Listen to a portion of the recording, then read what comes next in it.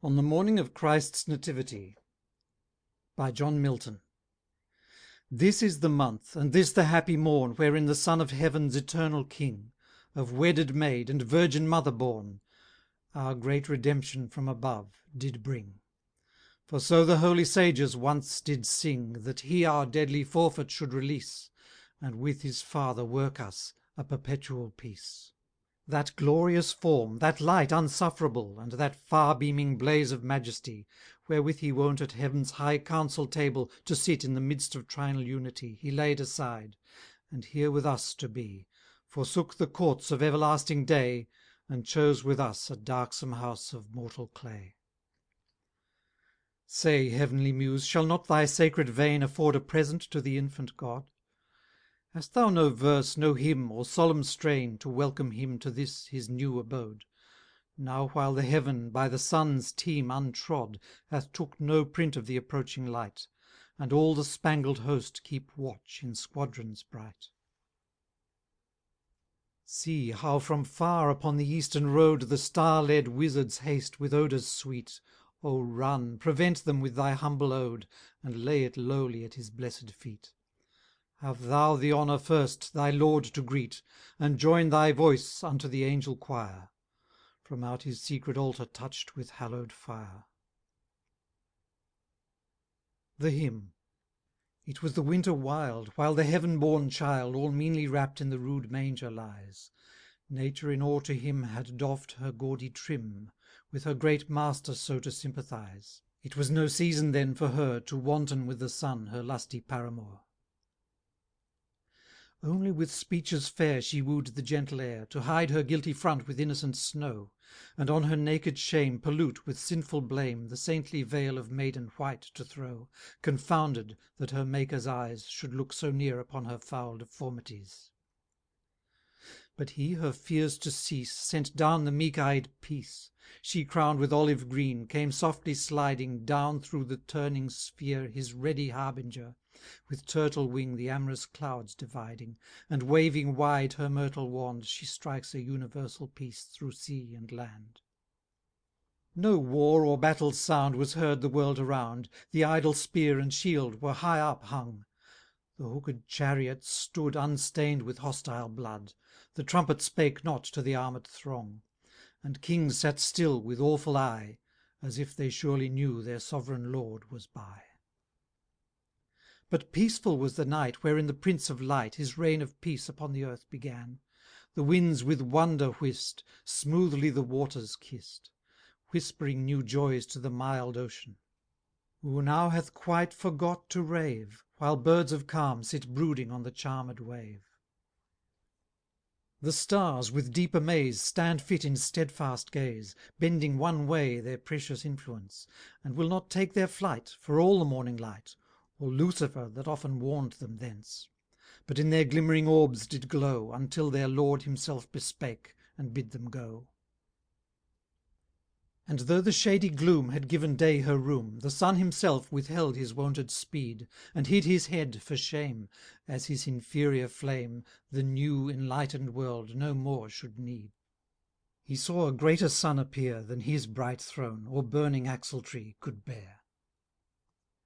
The shepherds on the lawn, or ere the point of dawn, sat simply chatting in a rustic row. Full little thought they then, that the mighty Pan was kindly come to live with them below. Perhaps their loves, or else their sheep, was all that did their silly thoughts so busy keep. When such music sweet their hearts and ears did greet, as never was by mortal finger strook, divinely warbled voice answering the stringed noise, as all their souls in blissful rapture took. The air such pleasure loath to lose, with thousand echoes still prolongs each heavenly close. Nature, that heard such sound beneath the hollow round of Cynthia's seat, the airy region thrilling, now was almost won to think her part was done, and that her reign had here its last fulfilling. She knew such harmony alone could hold all heaven and earth in happier union. At last surrounds their sight a globe of circular light, that with long beams the shamefaced night arrayed. The helmed cherubim and sworded seraphim are seen in glittering ranks with wings displayed, harping in loud and solemn choir with unexpressive notes to heaven's new-born air. Such music, as 'tis said, before was never made, but when of old the sons of morning sung, while the Creator great his constellations set, and the well-balanced world on hinges hung, and cast the dark foundations deep, and bid the weltering waves their oozy channel keep.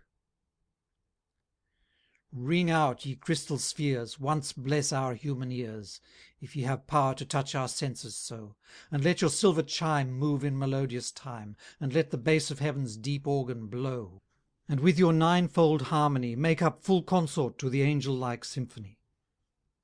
For if such holy song enwrap our fancy long, time will run back and fetch the age of gold, and speckled vanity will sicken soon and die, and leprous sin will melt from earthly mould, and hell itself will pass away, and leave her dolorous mansions to the peering day.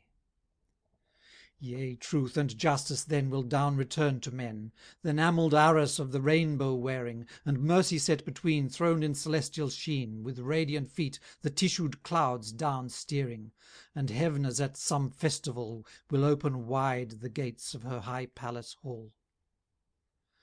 But wisest fate says no, this must not yet be so, the babe lies yet in smiling infancy, that on the bitter cross must redeem our loss, so both himself and us to glorify.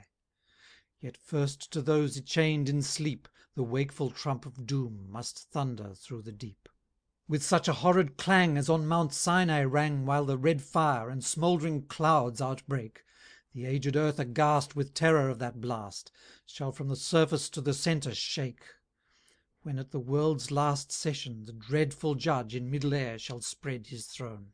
And then at last our bliss full and perfect is, but now begins, for from this happy day th' old dragon underground in straiter limits bound, not half so far casts his usurped sway, and wroth to see his kingdom fail, swings the scaly horror of his folded tail.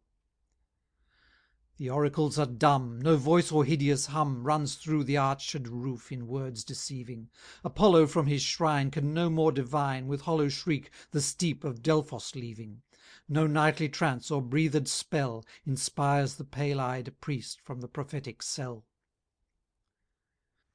The lonely mountains o'er, and the resounding shore, a voice of weeping heard, and loud lament.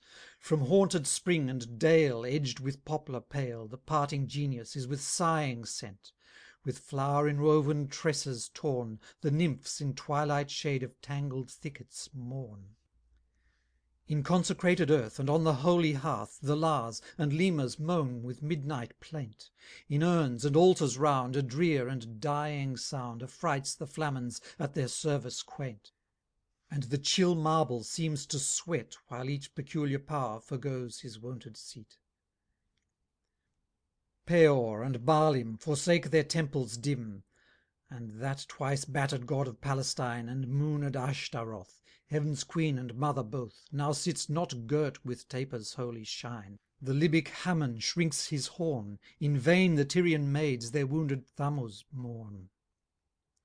And sullen Moloch fled, hath left in shadows dread his burning idol all of blackest hue. In vain with cymbals ring they call the grisly king, in dismal dance about the furnace blue. And brutish gods of Nile as fast Isis and Orus, and the dog Anubis hast. End of poem.